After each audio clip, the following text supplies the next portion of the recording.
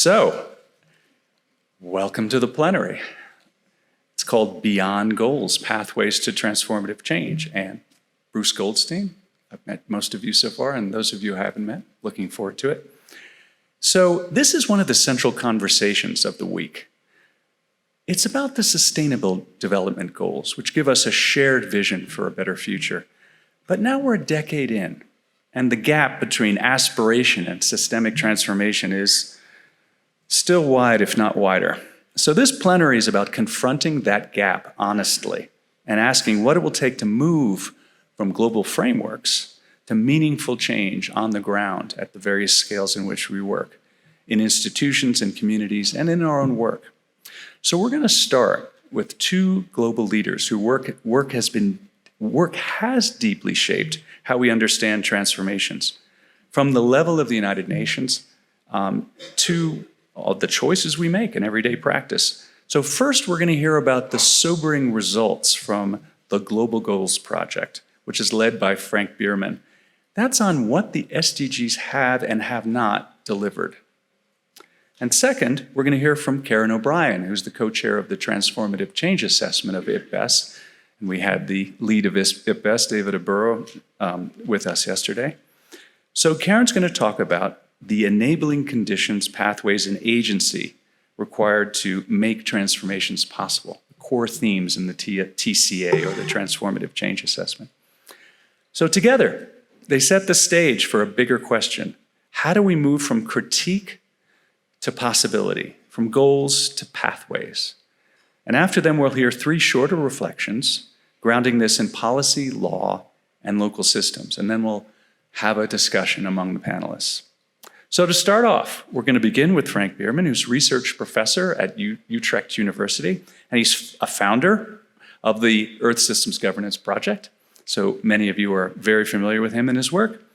And his multi-year Global Goals Project has taken the deepest look yet at the SDGs' effects and their limits.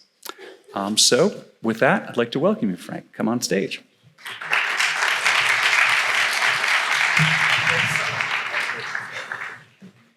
Yeah, good morning, everybody. Thank you so much all for being here and joining our morning discussion on the effects and the transformative impacts of the SDGs, the Sustainable Development Goals. I think most of you, or almost everybody of you, has heard about the SDGs, but maybe there's one or two who haven't heard about them. So for that reason, in the sake of inclusiveness, I have just one slide and really bring you all in the same speed of what the SDGs actually are. There are 17 goals on sustainable development set by the United Nations General Assembly in 2015. They come with 169 more specific targets. There are lots of indicators around them, and they are part of a larger agenda of the United Nations, which is called Transforming Our World. So this is, in a way, especially for the transformation community, but also for all others, it is the United Nations Declaration, United Nations vision on what sustainable development actually is, and also what transformation is. So this is what your governments have decided to be transformative, and what they have decided to be sustainable development. So they are, from the political science perspective, a very interesting experiment. An experiment in governing not by treaties, not by declarations, not by programs, not by policies. They are governing by goals, governing by ambition. This is kind of a new approach in international relations, a new approach in world politics that was supposed to break the impacts that we had in international relations, in world politics so far. They were supposed to bring in civil society. They were to bring in all communities, activists. Everybody was supposed to join the SDGs. And that was a fantastic moment of excitement in a way. The question is, of course, whether it has worked.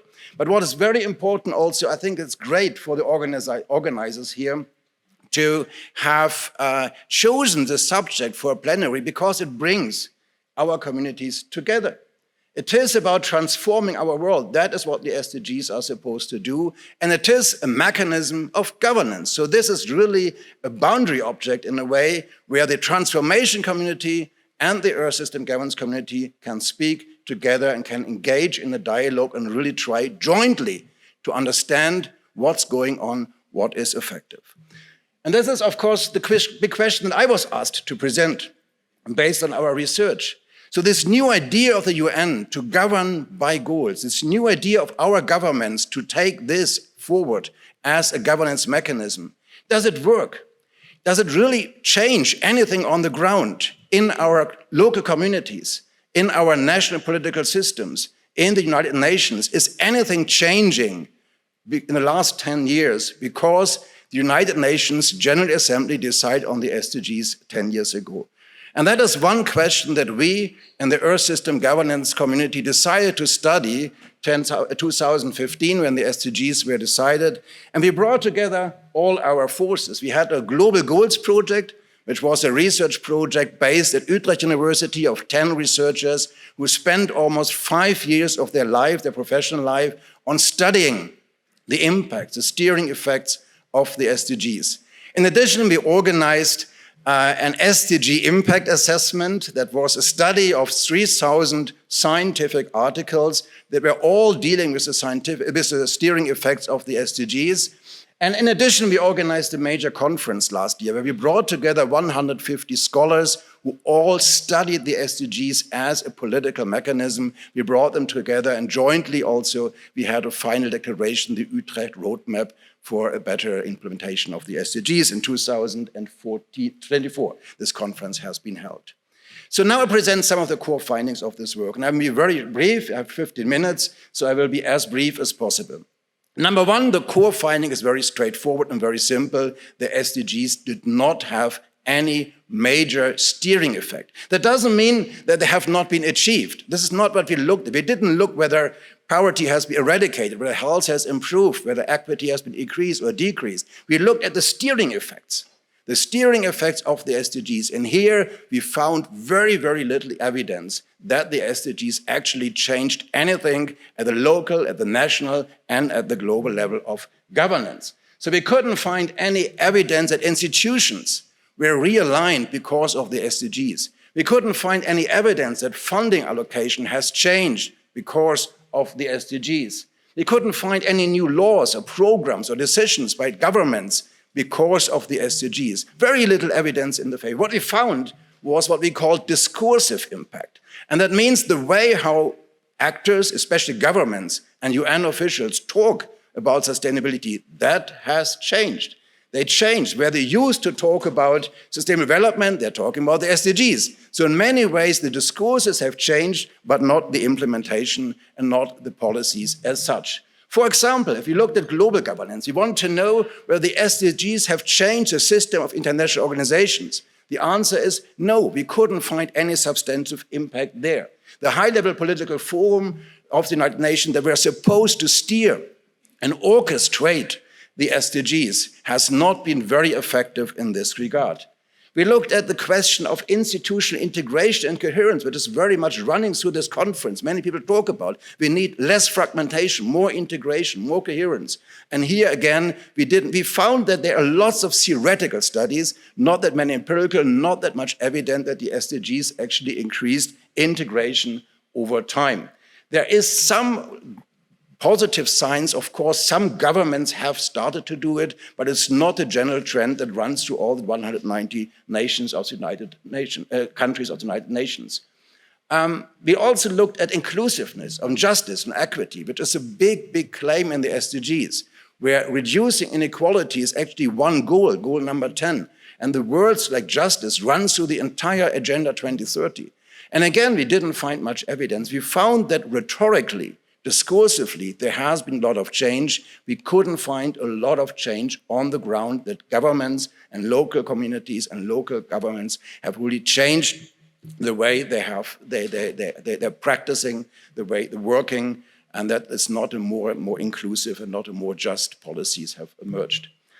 And we also looked to what extent the SDGs have changed the environment, the planetary integrity, how environmental concerns are integrated into other policies. And again, we couldn't find that much impact there by the SDGs. So it was not that much positive finding that we had across the board, actually. including domestic change. Here, there are some countries that are starting to work with the SDGs after 10 years, but again, it is not a complete trend. What we found is a lot of excitement in cities. So there are quite a few cities, local communities that are taking up the SDG. That's a positive sign, but again, that is not a trend across all cities. And we found that civil society is picking up the SDGs. And that also in a way that is positive. They're using SDGs to hold governments to account. And that is a positive impact of the SDGs that has also to be seen as such. So it's not only a bleak picture, it's not only a negative picture. The SDGs also had many positive functions over the last 10 years. But overall, in our discussions, also in our communities, there is in a way a divide between the optimists and the pessimists.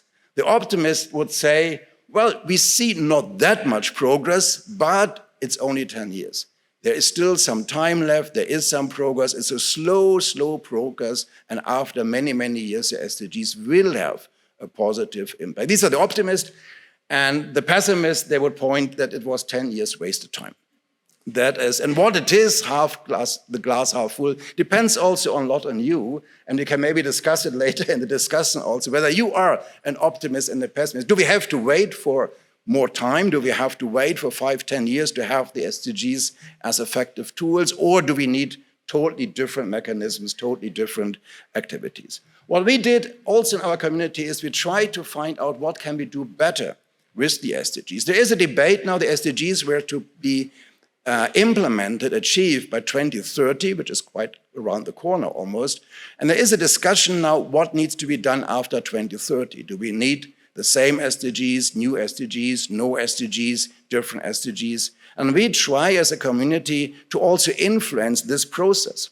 So we wrote one paper where we had 4 propositions on what could be done better to improve the SDGs as a governance mechanism, as a tool of governance in international relations. That is not the entire story, but it is one of where we believe changes could bring some progress, changes could really help us to move forward. And one of our proposals is to end the idea that the SDGs are the same for everybody, and to end this uniform approach that all SDGs are for all countries, and to introduce elements of differentiation, and in particular for rich countries.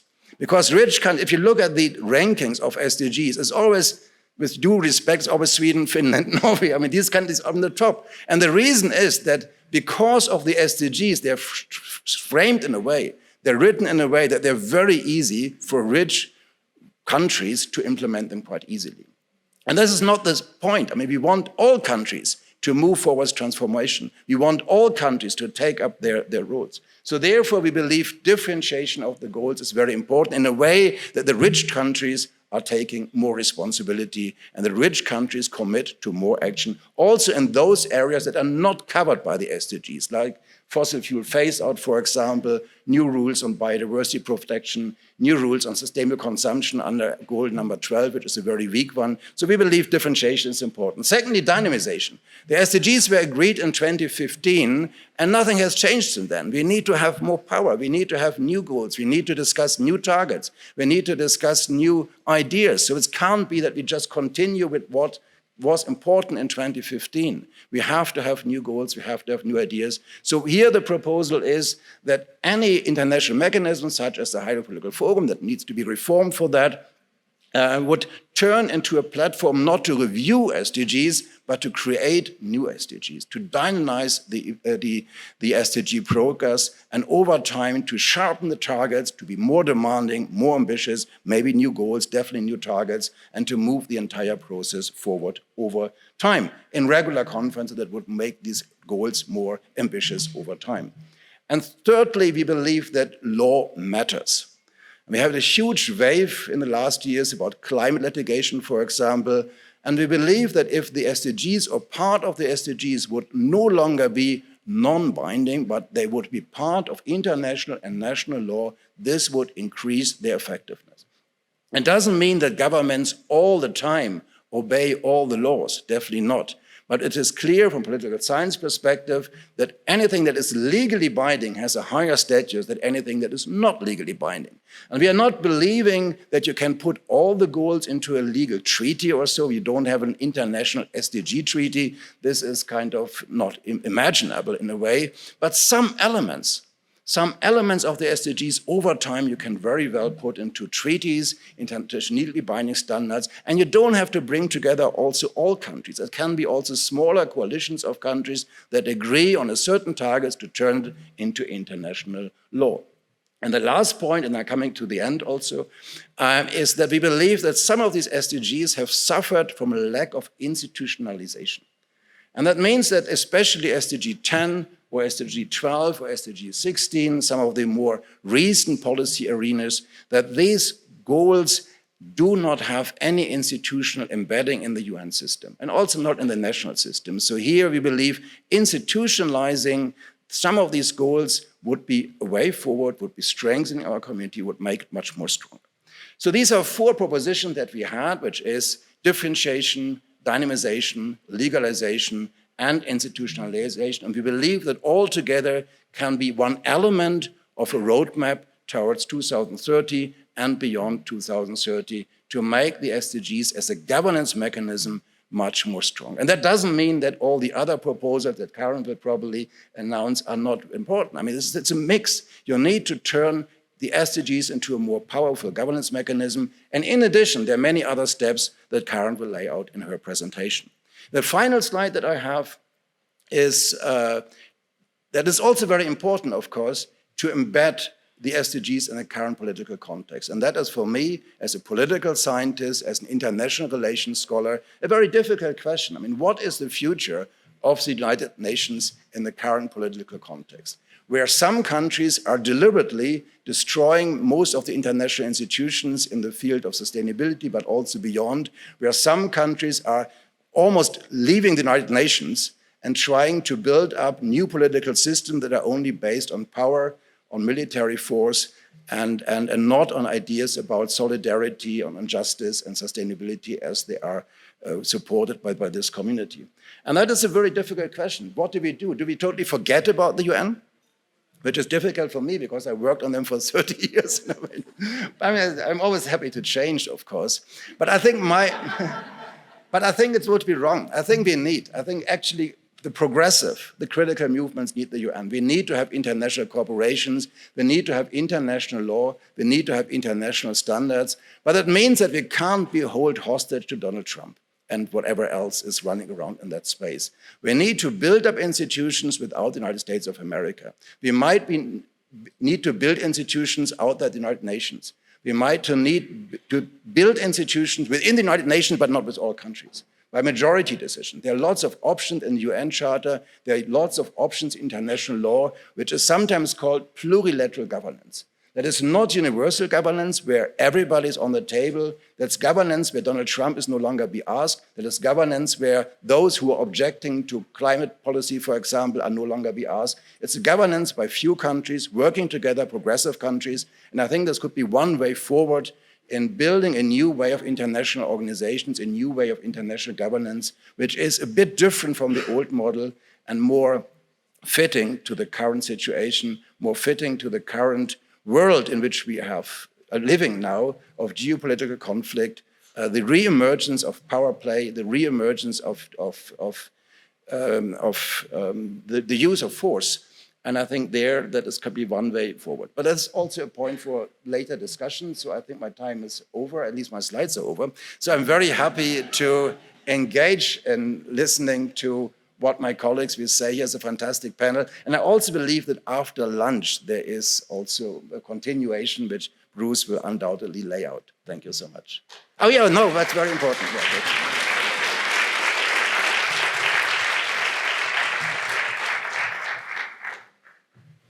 I came all the way from Colorado to South Africa to get away from that guy, to bring up his memory again. On behalf of the United States, we'll be back. I know we've said that before, but we will. We'll be back again when this nightmare is over. So our second speaker, Karen O'Brien, Professor of Human Geography at the University of Oslo and co-chair of the Transformative Change Assessment. which was I had the honor of serving a small role on. I worked with Hannah Gosnell, who's there in the audience. Hannah, where are you? There. Hi. On Chapter 5, it was a fascinating group experience working together with so many intriguing scholars to bring this assessment together. So Karen co-chaired this effort, and she brings a perspective in her work on agency, enabling conditions and systems change, and about how transformation is as much about people as it is about policy.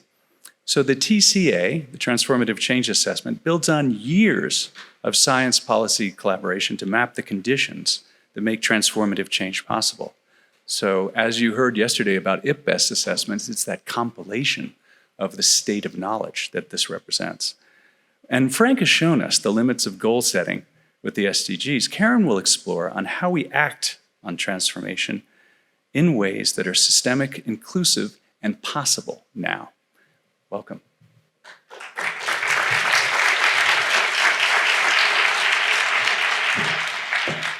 Great, thank you. It's really nice to be here. Thank you, Frank, for your talk. My glass was half full when you started, and now it's getting down pretty low. So I want to focus on transformative change and get us back to optimism.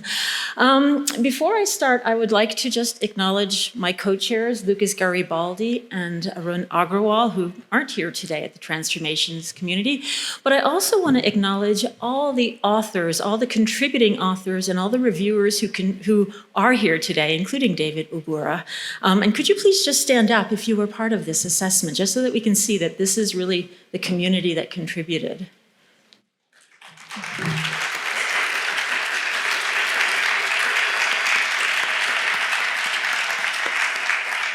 I'm going to talk about how we move beyond goals and look at transformative change, not just as a theory, but in practice. And I'm going to start where Frank started, with this great intention of Agenda 2030, transforming our world.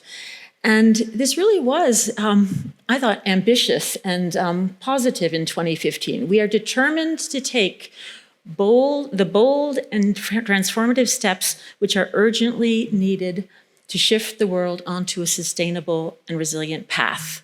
And so how great is that we're going to take these steps, they recognize that it's a pathway to the goals. And it says that this relates to people, to planet, to prosperity, to peace and partnership.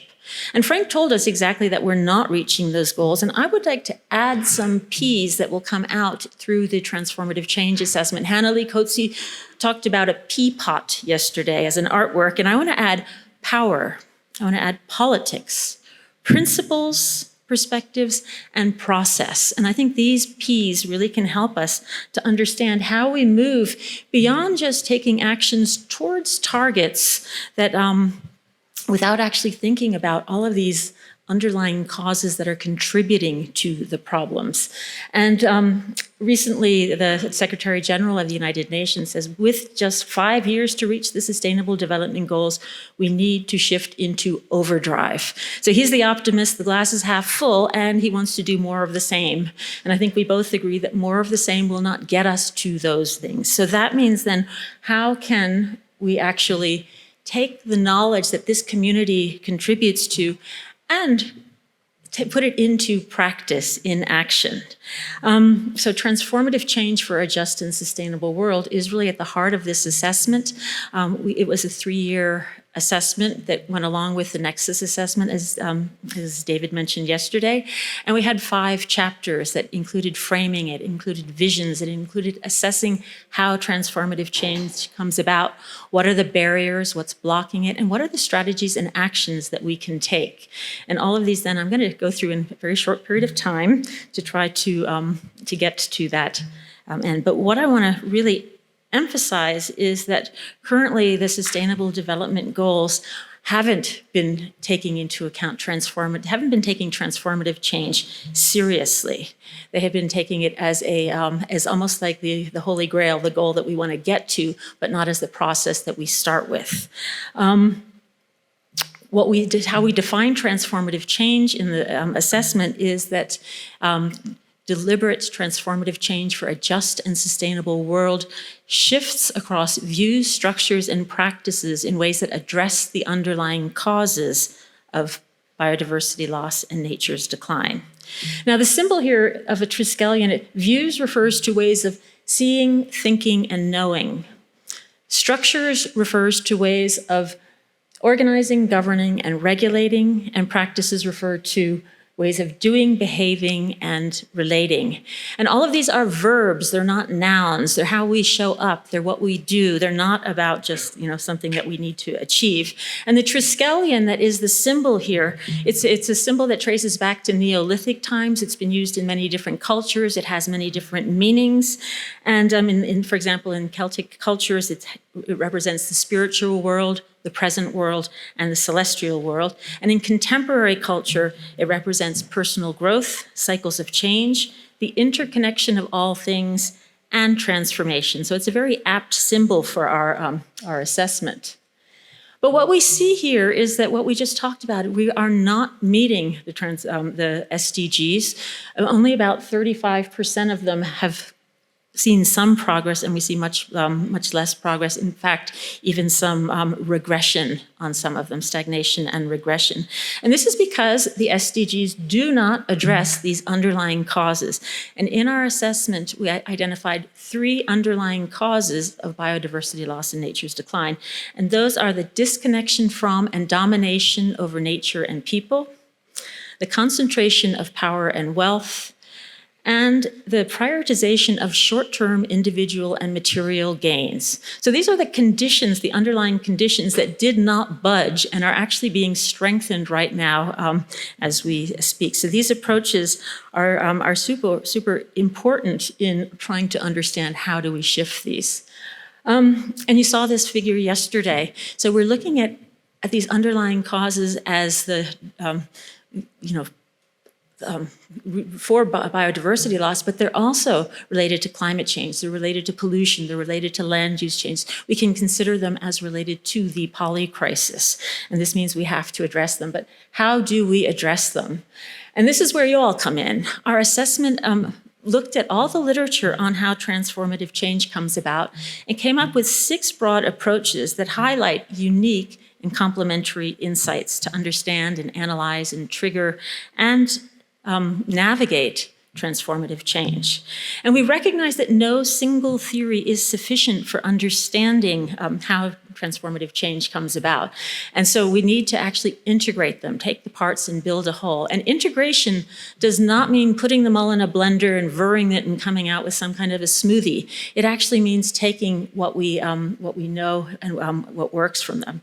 So how do we integrate these? Well, part of the integration process is weaving together insights from different approaches. And this can lead to synergies that reinforce the pathways. And as chapter 3 on the how of transformation pointed out, this partially woven tapestry is a process that is dynamic and it's unfinished. And there's no recipe for it, so we can't do it. It's very context specific.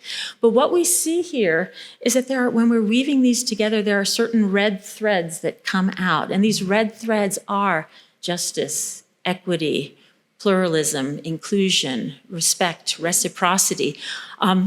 Words like this, ideas like this, values like this, and I would add love. We don't have love as a scientific keyword in many articles, but it penetrated the process of the assessment, and I think all of us authors recognize that it plays a pivotal role in transformative change. So how do we do this? Well, we actually came up with 4 principles of transformative change that are the starting point for our actions. Now, the SDGs put justice and equity as goals in themselves, but we're starting with principles of transformative change: equity and justice, pluralism and inclusion, respectful and reciprocal human nature relationships. And the fourth one is adaptive learning and action. And that recognizes that transformative change is going to create surprises and unexpected outcomes. And we need to we don't know exactly what the outcome of a transformation is, so we need to be able to adjust and adapt. And so this is all very promising that we have this framework, but then we get to the real world, which Frank ended on, and this is where we're at today. And we have challenges. We have barriers. And this is kind of a messy picture, but it shows that our views, structures, and practices right now are driven by these underlying causes.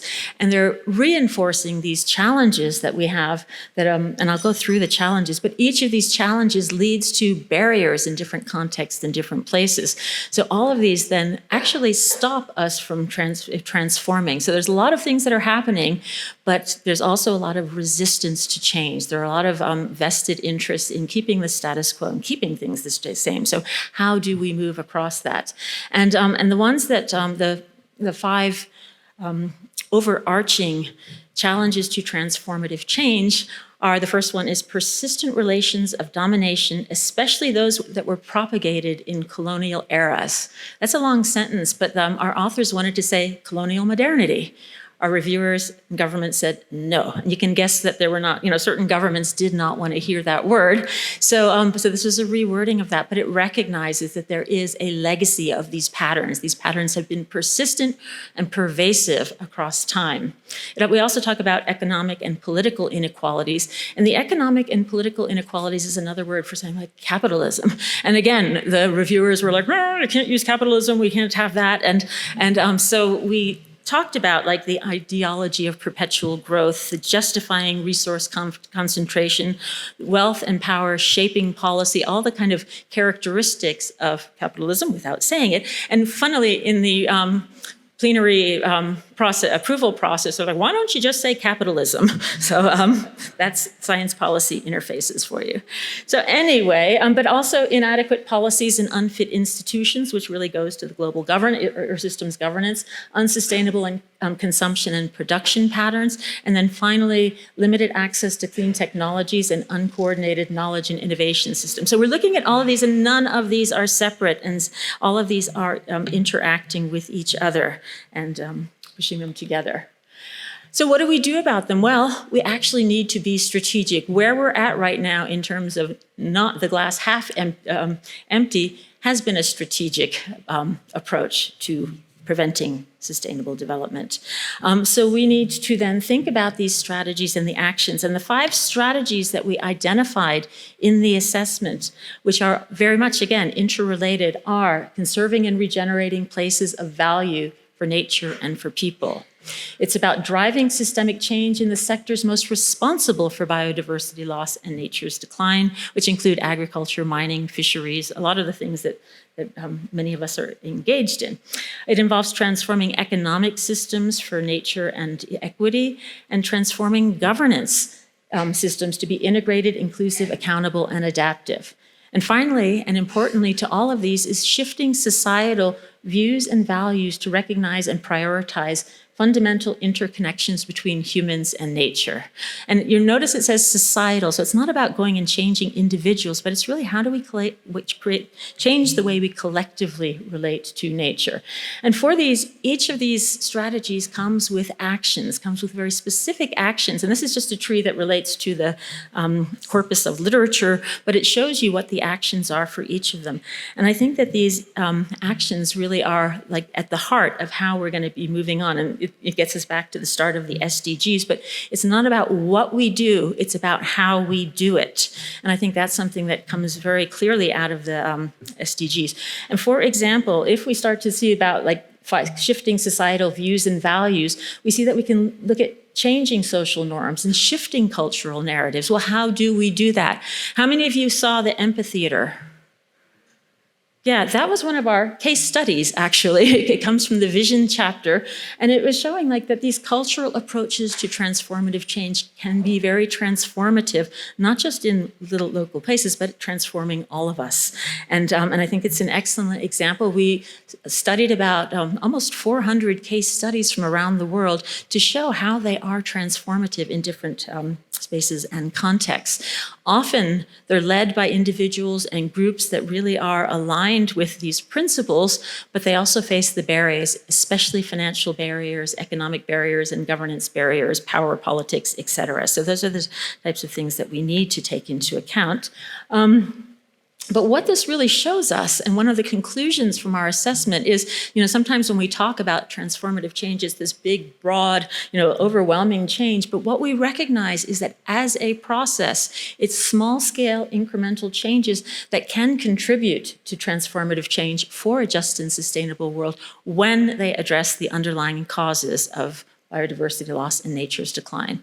So when they actually break that disconnection, break that concentration, break the prioritization, that's when all these small things can actually add up to making bigger changes. And this is where visions come in, because visions are really important to transformative change. Visions include narratives and stories. They're about the desirable future states of people, including Mother Earth, and they're shaped by the values and the worldviews that we have together. And they influence the intentional efforts that we use. And so our assessment found that shared positive visions and their development can inspire transformative change, especially when they recognize socioecological interdependencies and the agency of non-human life forms and an ethics of care. So it really goes into that deeper visions. And so many of the visions that came, they weren't just, some of the core themes were regenerative and circular economies. Some of them were about biodiversity and ecosystems, but many of them were also about spiritual reconnection between humans and nature, and innovative business and technologies, and ecosystem health, etc. So all of these then show that, we need the visions, we need the strategies, we need the actions, and what do we do? And this is where recognizing, we've talked about this again and again, it's not about getting it into the future, sustainable development as a future goal, but it's at bringing it here and now. Many cultures don't have the same view of time and the future. And here we have a number of different indigenous and relational philosophies that recognize this idea that we are connected with nature, including Ubuntu, value systems that focus on reciprocity, dialogue, and collective humanity. So this is a really important part of our assessment, is to recognize that there are different ways of knowing. And you'll remember that when I showed the different approaches to knowledge, we didn't have a separate one that said indigenous and local knowledge. They are contributing to all of them. They are essential to all of them. So how do we then make that change?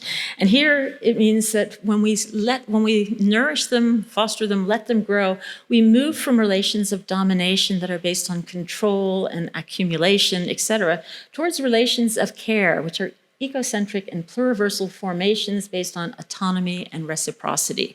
So this, again, is that we know what we need more of and we know what we need less of. We know what the barriers are that we need to break.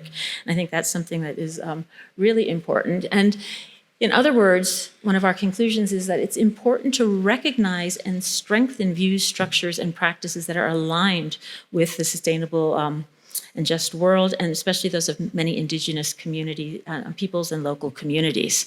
And this means that we have work to do to respect that. And social movements have played a crucial role in transformative change, and they are, and it's going to become even more important for fostering these changes. We actually need to support them and actually protect people who are defending in the environment, including the water warriors that we heard about yesterday. So the defenders that face violence. Our assessment found that 2,000 were killed, and most of them were indigenous and indigenous peoples and women between, I think, 2008 and 2022. So this is something that we need to do. But finally, just to end up, the assessment really recognizes that there are roles for everybody. It's not just about governance. It's not just about social movements, but it's about artists. It's about scientists. It's about cities. It's about NGOs. It's about businesses. All of us have an important role, and that is activating this sense of individual and collective agency for transformative change based on the principles of transformative change to address the underlying causes. Those are our marching orders for the next 5 years. So we don't need to go into overdrive. We need to actually take a very different approach to transformative change. So just to wrap up, we've been treating the SDGs and even transformative change as if it is this holy grail that we want to reach by a certain date. But if we look into the legend of the Holy Grail, it's really a journey. It is a pathway, and we're going to meet the dragons, the trolls, and the Trumps along the way. We're going to have to look at our shadows. We're going to have to deal with like healing individual and collective and ancestral trauma. It's not going to be an easy path, but when we get there, as we move towards 2030, we're going to recognize that the Holy Grail wasn't this golden chalice that some people are really as dictators and wannabe dictators are after, but it really is the wisdom that we need to bring to the approach. And so I think that's what our transformative change adds to the Sustainable Development Goals, is a different way of approaching change in the next 5 years. And one of the things that we found in this is that transformative change is urgent, it's necessary, it's difficult, but it's also possible. And this is, I think, anyone who's been at this conference sees that the possibilities are everywhere. And so putting wisdom into action and bringing those the Agenda 2030 to right here and now and doing it differently is really our challenge. So thank you very much. And sorry if I went over.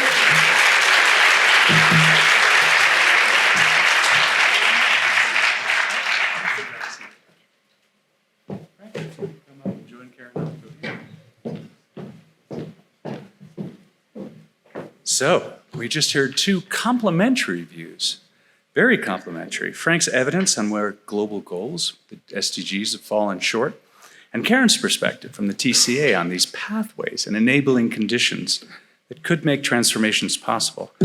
So, to help us bridge these big picture insights into specific contexts, we've invited three diverse perspectives from our communities who are here together to share brief reflections on what they've just heard and connect it to their own domains of work. So we'll begin with Mark Elder. He's the Director of Research at the Institute for Global Environmental Strategies in Japan, and he has deep experience in SDG implementation and review, including many of the mechanisms Frank has studied. So Mark, come on up.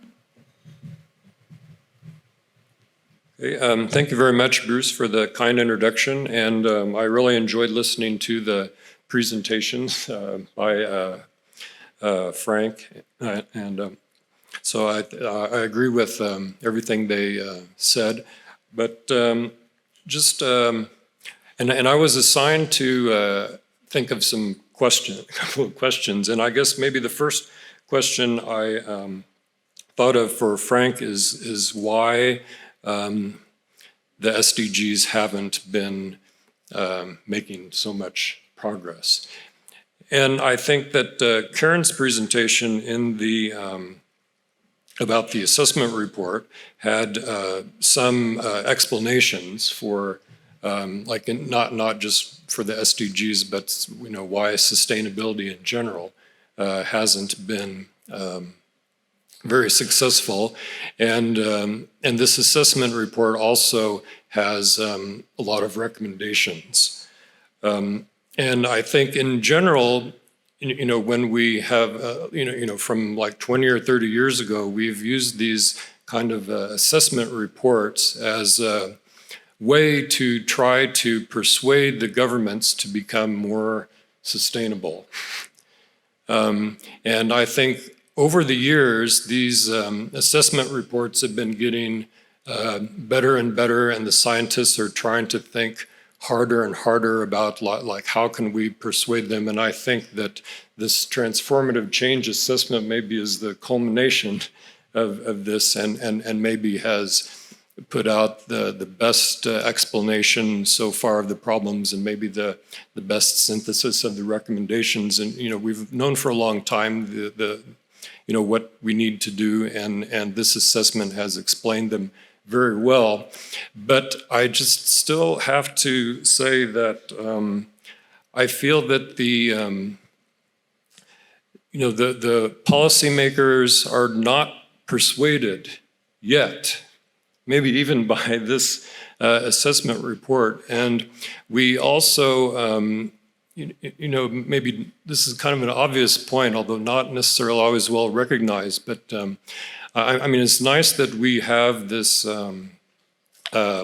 conference here in South Africa in the developing countries, but I think we're kind of expecting more action from the developed countries, maybe particularly the US, and Europe, but the policymakers in the US and Europe are chosen by the voters.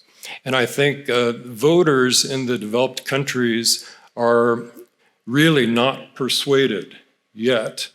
And they elect policymakers who are not ready to implement transformative change. And even like considering specifically the SDGs in the US, I mean, President Obama agreed to the SDGs, but his administration did not promote them, and the Biden administration also did not promote them. Personally, I think Republicans may not be aware of them, and I think the reason is because they thought that if SDGs were promoted in the US, it would just become part of the culture wars. And recently I was kind of disturbed to learn that even in Europe, where the SDGs were promoted and pretty strongly supported by the governments, but even in Europe, the SDGs have started to become part of the culture wars too, and it's that people are opposed to the SDGs, and SDGs are starting to be blamed for problems that they didn't cause. And so I think as a research community, we need to think about this, and maybe this should be the subject of our research. Like, I mean, I feel like assessment reports have been gotten better and better, clearer and clearer, longer and longer. I participated in them myself. I was on GO5, 6, and I'm on CLA for GO7. But the assessment reports have been getting better and better, but the people have become less and less persuaded, and they've been voting for more and more policymakers who do not support sustainability. So I think this is what we really need to think about. And like maybe one final word here. I mean we've analyzed that one of the clear problems is inequality, but you know, when I read articles in the New York Times about like why people were voting for Trump, a lot of people, they don't like Trump, but they thought Biden is much worse. So Trump is the lesser of the two evils. And the reality is the sustainability environmental community, like we are the like out of touch elites, and people, you know, they will prefer to vote for billionaires rather than sustainability experts. So I will stop there. Thank you very much.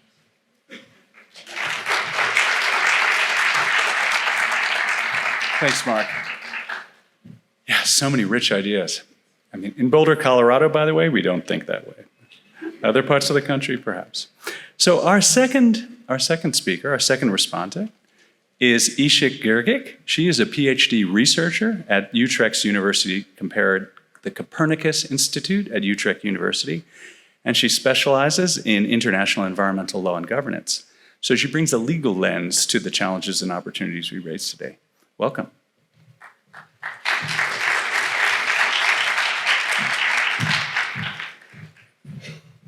Good morning, everybody, and thank you so much, Bruce, for pronouncing my name with such success. It's, wow, impressive, really. So I'm here to talk about some legal perspectives, which I realize is not everybody's favorite topic. But I hope I can convince you otherwise, because there are some roles for the law to ensure, I hope, or we hope, for transformative change and for designing goals that can bring that transformative change. So, perhaps in the short time that I have, I will try to talk about some of the shortcomings of the law. And the failure of the SDG experiment really highlighted these two shortcomings of the law. And Karen's insights on transformative change, then we can perhaps reflect on as to how to alleviate, how to address these shortcomings. So the first shortcoming of the international legal order and international legal environmental frameworks that we have designed is the dichotomy between hard law, so think about the treaty, hard law treaty binding obligations, and the soft law, which are more aspirational, goal-based, and target-oriented. And as Frank has highlighted, SDGs have famously fallen under the category of what we call soft law, so aspirational commitments and goals. And as Frank has also highlighted, qualifying SDGs as soft law was a strategic move at the time, a decade ago, to gather a global consensus around them, and more importantly, put on a symbolic deadline on them. Otherwise, we would never have that many countries agreeing on them, right, if they were to be binding. And this has generated some success, but at the same time, this meant that there would be no accountability mechanisms for the failure to meet these goals. So I consider this to be a shortcoming of the law and not necessarily the SDGs themselves, and we can discuss the shortcomings of the SDGs as well, because states could underperform, cherry-pick targets, and ignore commitments without any legal or political repercussions. So if we were to divide the environmental norm-making and agenda-setting activities into hard law and soft law, we would find that we practically have nothing substantial under hard law. Much of the important work that we do in environmental norm setting occur in these legal gray areas, no law zones, no accountability zones. So perhaps this is a nudge for us to think about the system. Frank has talked about legalizing some parts of the SDGs, and that's, of course, a very great idea, but another approach would be to bring an accountability lens to these what we call soft laws, the no accountability norms that we set. So perhaps that's a complementary approach to what was suggested by Frank. Because otherwise, we have celebrated diplomatic successes such as the SDGs, the Kunming-Montreal Biodiversity Framework, the temperature targets under the climate regime. We consider these to be applause-worthy diplomatic successes, but nothing happens when we don't meet them. So perhaps the second shortcoming that I would like to highlight is the fact that we've created international legal frameworks and the institutions under and around them that have failed to create just and equitable arenas for policymaking. And this has been a huge issue with the SDGs as well. So we find that multilateral negotiations are often stalled by powerful developed states and the developmental and economic interests that they represent. Just this past month, for example, we had the plastics treaty negotiations that have dismantled, that failed to much of our disappointment, because this was mostly due to the objections of petrostates, the alliance of petrostates that was led by the United States. Sorry, Bruce, again, to bring up memories. And this is much to our disappointment, because this tiny, tiny group of highly developed states were able to stall negotiations on an issue that had gathered the opinions of, or the support of the global majority. So you see the issue, you see the inequalities there. And at the implementation level as well, and this was also the case for the SDGs, we find local sustainability development projects funded by the Global Environment Facility or the World Bank or so on. And we find that donor states have disproportionate powers in how projects get funded and implemented. And this is perhaps something to consider as well. And these two shortcomings bring me to Karen's perspectives, insights on transformative change, and also the principles that have been highlighted in the transformative change assessments, such as equity, justice, adaptive learning, pluralism, as well as inclusion. And perhaps this is a question for, first of all, maybe us lawyers, but everybody, to how to bring in these important change-driving, transformation-driving concepts in the legal areas and also the multilateral negotiations that we have. So perhaps to just end my reflections, I may raise this question to Frank and Karen, and perhaps invite them to think about, reflect on how can transformative change can inspire, trigger changes in state behavior, and how to get them to act with value-driven priorities instead of interest-driven, economic interest-driven priorities. Thank you so much.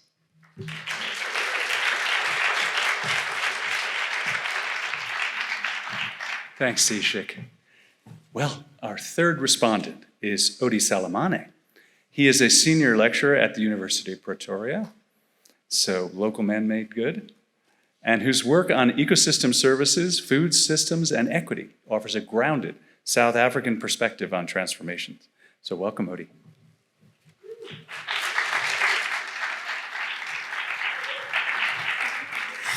Yeah, thanks for inviting me, and good morning, everybody. Bruce, I'm going to start by disappointing that a local perspective in South Africa is probably not going to be coming from this reflection.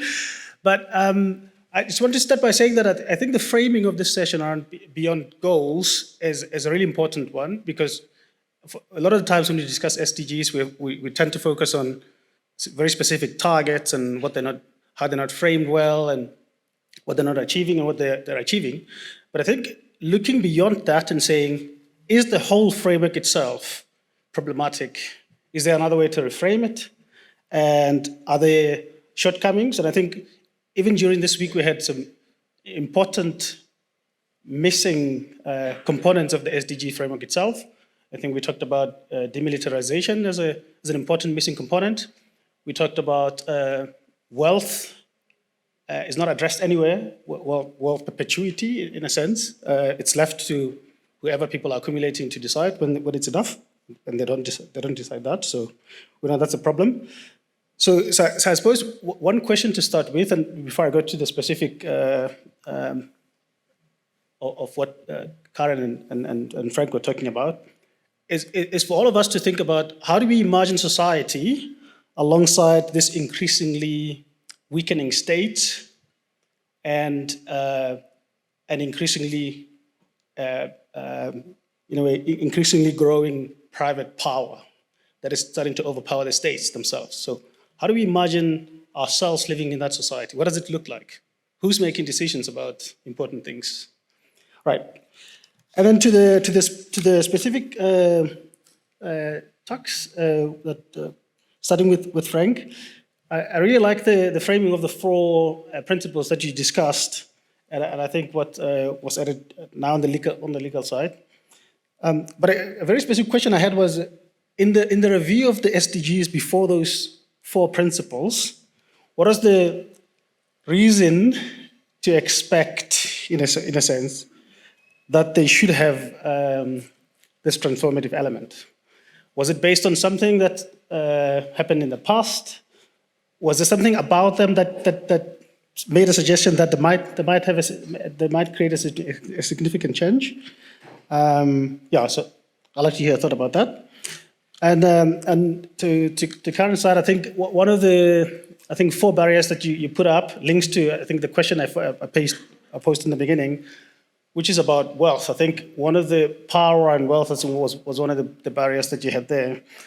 What I was wondering, I think from a transformative change perspective, are there seeds or are there causes for hope? Are there things out there that are telling us that there is something that can be done about this problem of growing power and inequality and wealth, that ultimately is becoming the state, so to speak.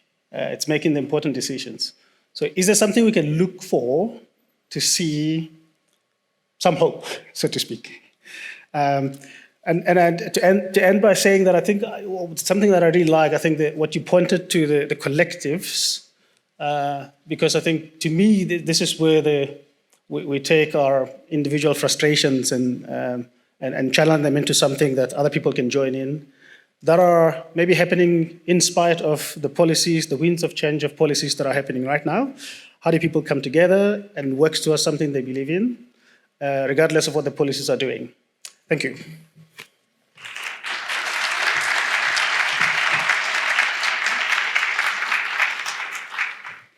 Thanks, Odi.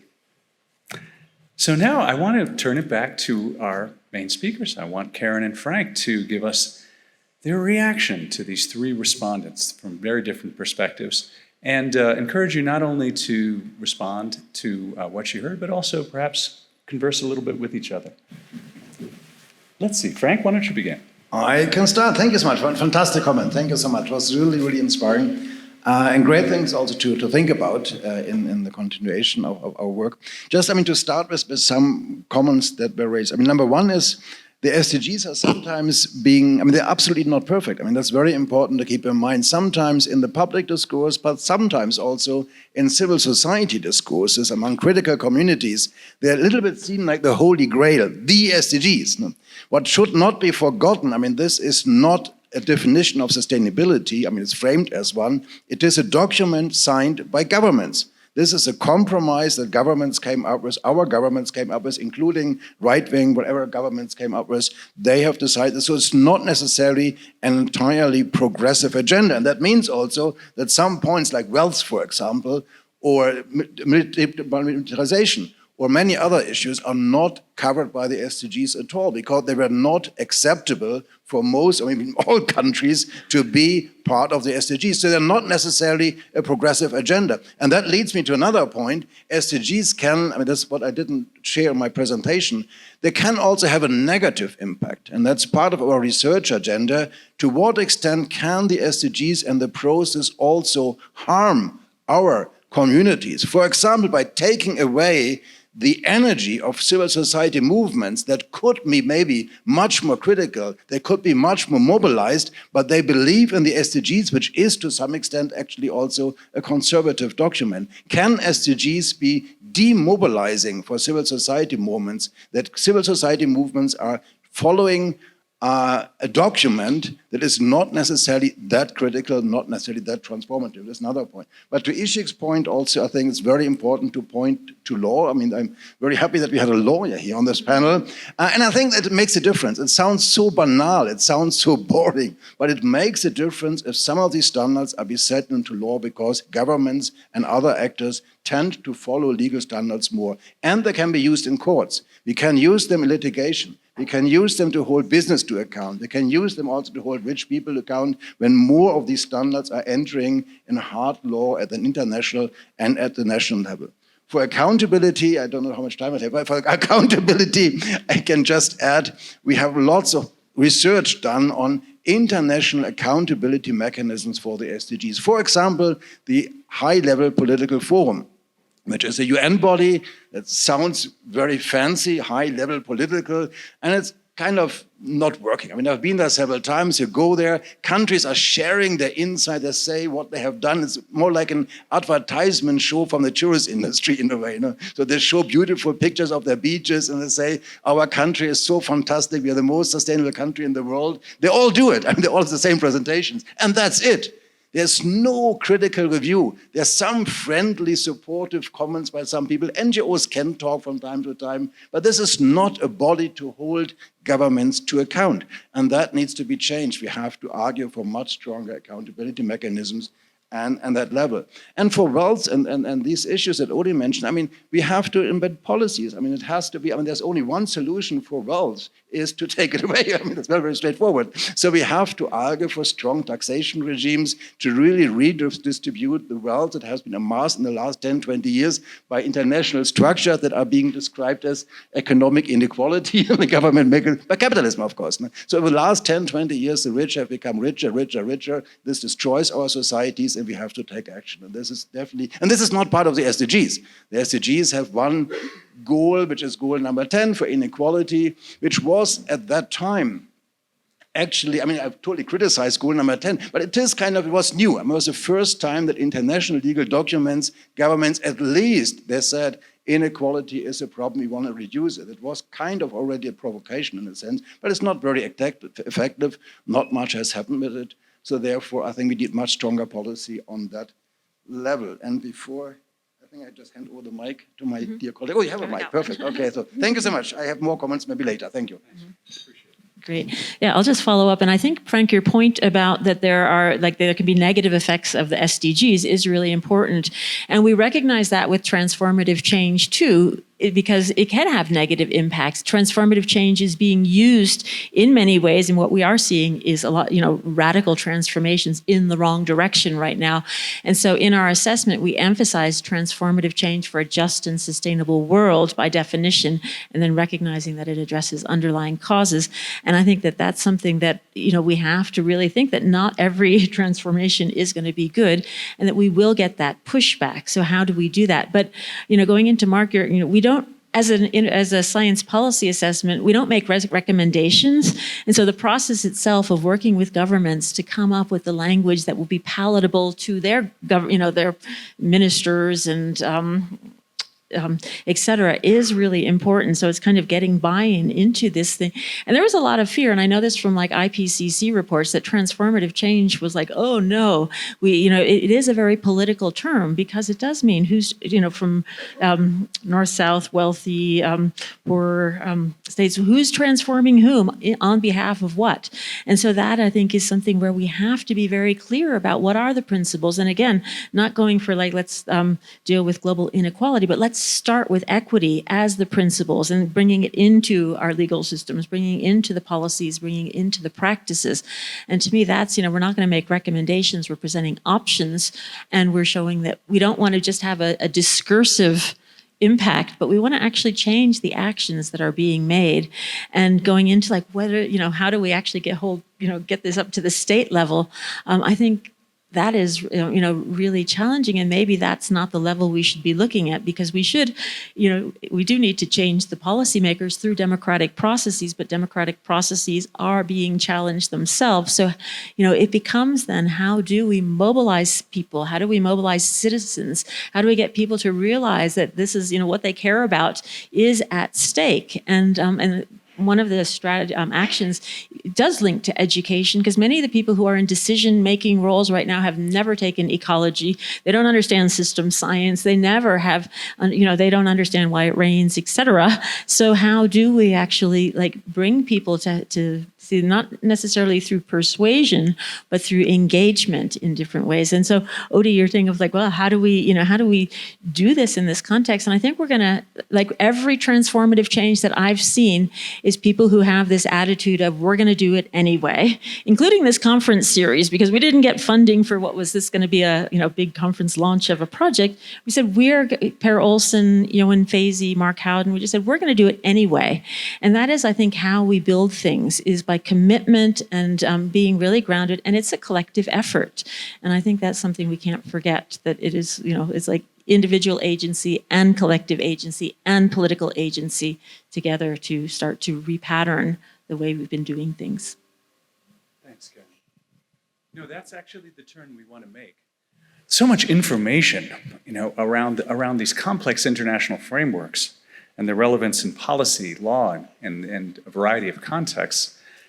Let's turn now, with the remaining energy we have left, on a speed round, if you will, to really focus on where this hits home, where to act, these issues of agency that Karen just read. So I'm going to ask a question, and I'm going to ask it of three people, the two panelists and one of our respondents, and I'll give you each a minute each to answer that question. So we keep it tight and sharp. So the first question is going to go to Ishik and our two main panelists. And so the question is, if the SDGs are the vision and the TCA shows the pathways, questionable claim, but we'll make it all the same, what one next step would you prioritize to make this connection real? Ishik, over to you. Thank you so much, Bruce. I would prioritize the democratization of multilateral processes. And that means two things in my mind. First would be the development of the goals, just as the SDGs, but any sort of environmental commitment and law that we make it more locally oriented, bring in the public, make those big COP meetings and big intergovernmental body meetings more accessible to the public, not just protesting outside, but to invite them into these closed-off meetings, and not just as observers, as legitimate interest holders having a vote, having a say. And I think this will also speak to Karen's point of how to make the change from bottom up, how to inspire change from people that can, assuming that the processes are democratic, then they can change state behavior. Thank you. Thanks, Nisha. Perfect modeling. Would either one of you like to take it now? Karen, Frank? Yeah, I guess my response would be if we really want to be on this pathway, we need to walk the talk. We need to stop pushing like sustainability and the 2050 vision for biodiversity way off into the future and practice the politics of never getting there and always coming up with the next vision, the next development goals or whatever. And so I think it really is like, how do we put this into practice? And then I've seen a lot of the sessions here and I see around the world that people are putting it into practice and maybe giving more attention to that and more solidarity and more collective focus on that to help people that are struggling with challenges to democracy, challenges to equity and justice, et cetera. Just exactly as you're saying with our Guatemalan colleague, how do we support? Thanks, Karen. Frank? I think I add three very short points. Number one is, as I mentioned already, we need to reinvent and re-envision the United Nations international cooperation. We need totally new ideas about how we run our affairs at the global level. I'm a little bit biased here because I'm a scholar of international relations, but I think it's really very important to have totally new ideas, and that's what we want to research in the Earth System Governance community. Number two, we have to address and excessive wealth. I mean, this is what has been mentioned. I think it's really important to reduce inequality. It's a very important part of policy and of our work, and I think it's also a very important part for our research communities. And the last point is maybe a little bit not to be said because everybody supports it here. We need to have a new science. I mean, we have to have a much more activist scientific community. I think that's what the transformation community actually already does. So, I mean, it's just supportive. I think for all, I mean, also for those who are in the disciplinary communities, at the faculties who are not part of this meeting, who are not part of these communities, we have to really speak out. We have to get out of universities and be much more active and be really be destructive in a sense. I mean, changing the way it is and walking the talk, I think that's very important. So therefore, I'm very happy about this meeting because this brings together these communities, but also I think it's important to broaden the communities. I mean, I have not heard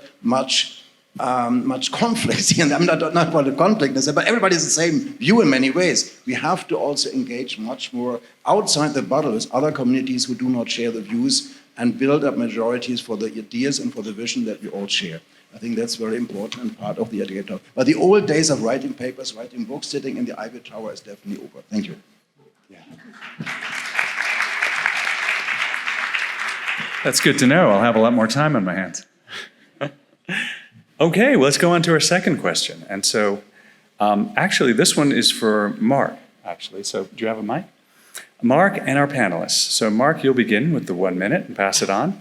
What's the most significant barrier you see, and what would it take to remove it to proceed with the implementation of these kinds of global goals?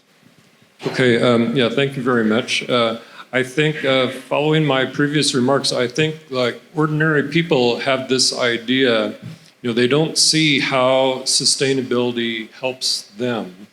And it's not just like Karen said, you know, we've made efforts at capacity building and education for like a long time. But you know, we're not the only ones doing it. The forces that oppose sustainability are also promoting unsustainability, and you know, like so much money on advertising and you know, for high consuming lifestyles. But so I think we need to work harder to, you know, make our proposals like more understandable for ordinary people, and also how they can see more clearly how our proposals will support their like economic prosperity and social development. Because right now it's easy to say, environmental regulation is going to kill jobs. And ordinary voters, they trust billionaires more than they trust us. You know, we're not explaining, we're not communicating very clearly, and our proposals they're perceived as being more in favor of the planet than the people. Yeah.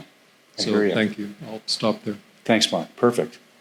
Karen? Yeah, I'll just build on that because I think it's really an important point about, you know, how do we get people to realize that they matter and that they and to connect, as Frank was saying, with people who don't share our views and values and visions and everything for the future, but to really connect deeply with them and to also create a safe space for dissent. Because I think, we can dissent through our work and very dutifully we can be in protests and disruptive, but how do we be dangerous? How can we actually transform the systems and structures without being killed, without being thrown into jail? And that is a collective effort.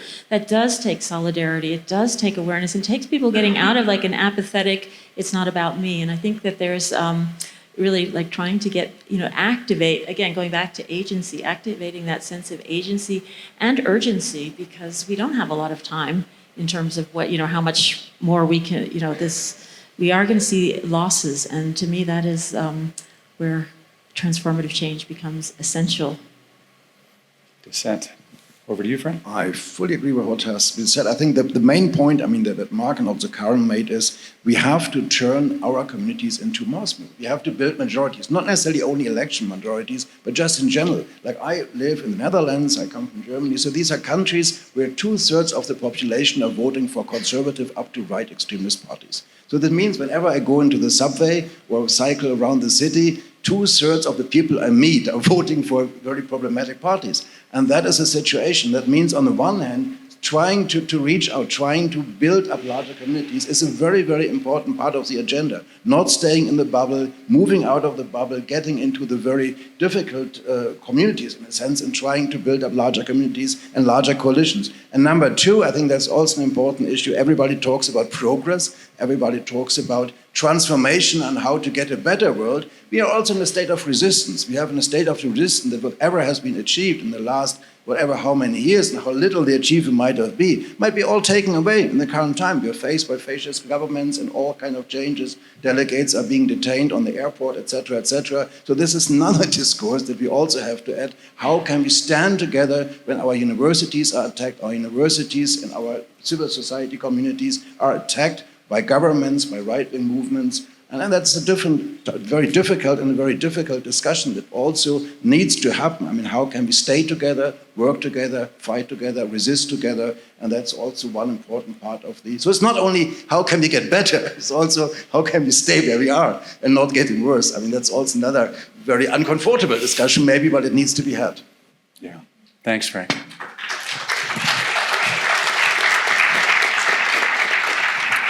So for our last round, we're over to you, Odie.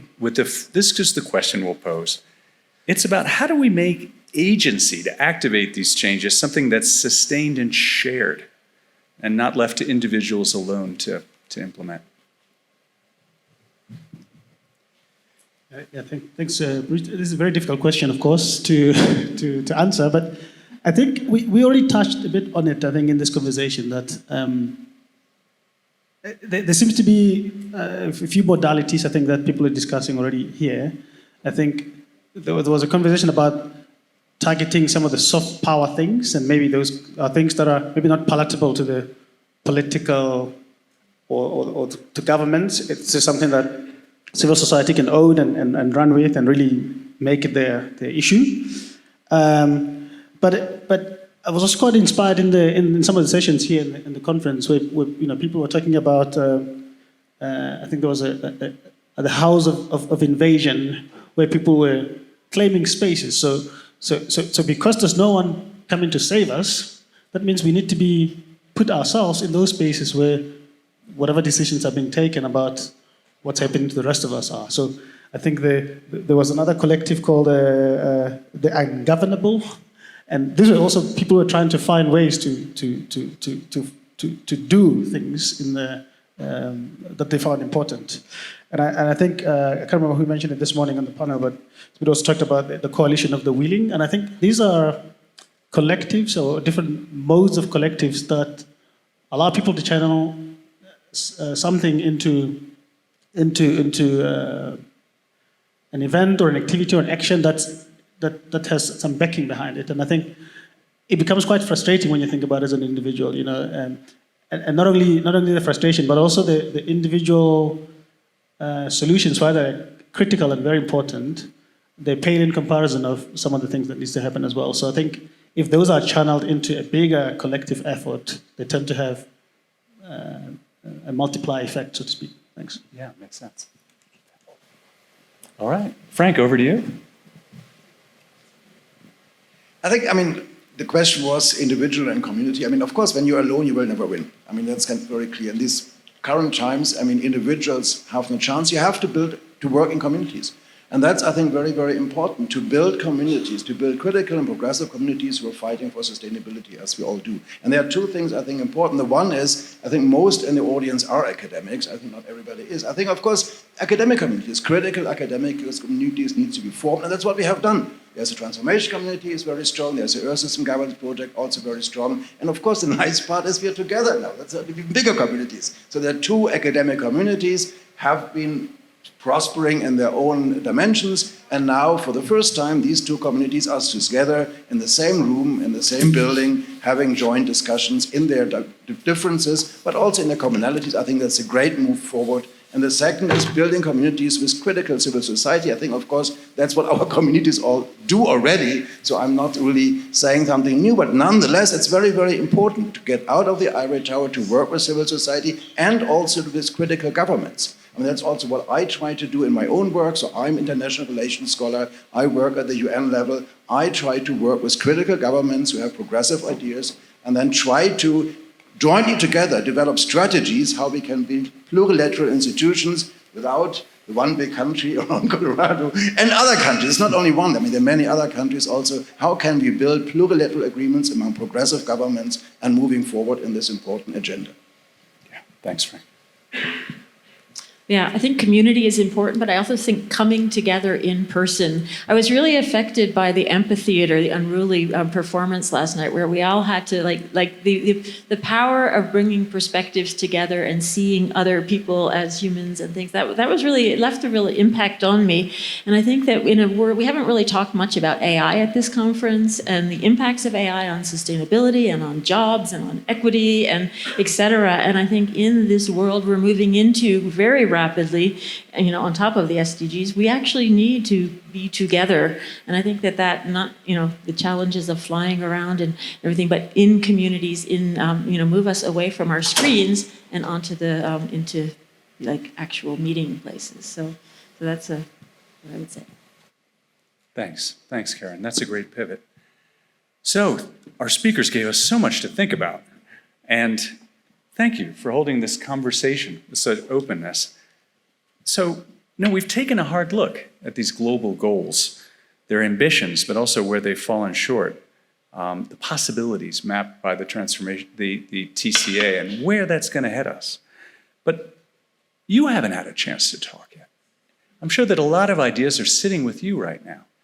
And we wanted to give you some time over lunch to digest these ideas and then come back, if you choose, to a second session where we're going to ask you to be a part of this conversation and really see how these ideas are landing with you and see how they're reflecting on your own ideas about personal agency. So this session is called Between Breakdown and Presence. And we're going to start with some personal statements we've selected a range of people, again, from both of our communities to give personal statements about, how they're holding these tensions, how they're navigating the ruptures that we're all a part of right now, and we've been talking about how they're imagining their own civic and ethic responsibilities, how these can take shape and be expressed in this moment. So a very personal statement. So we've asked Michelle Lee Moore and Michael Carlson and Paulina Aldonce and Memory Reed and David Obura all to give very short personal reflections on how these things are landing with us, just to get some ideas out in the room.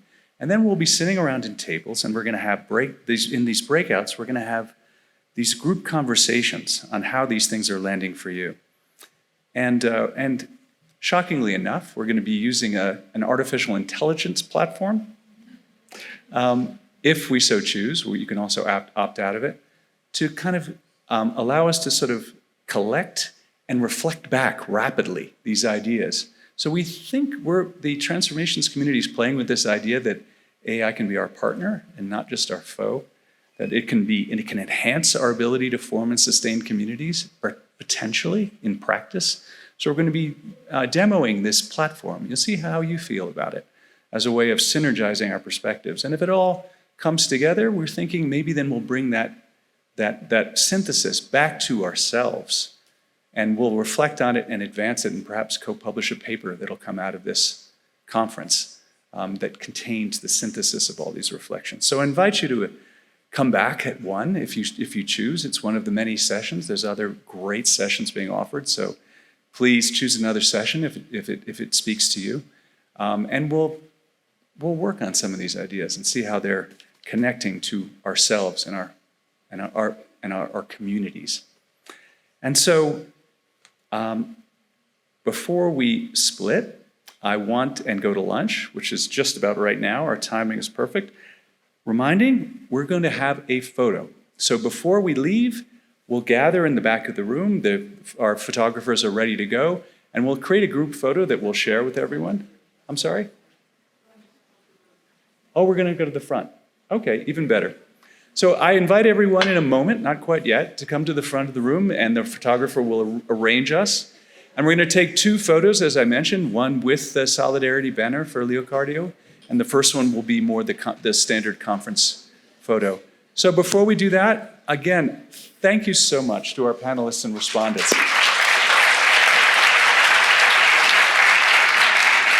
And thank you all.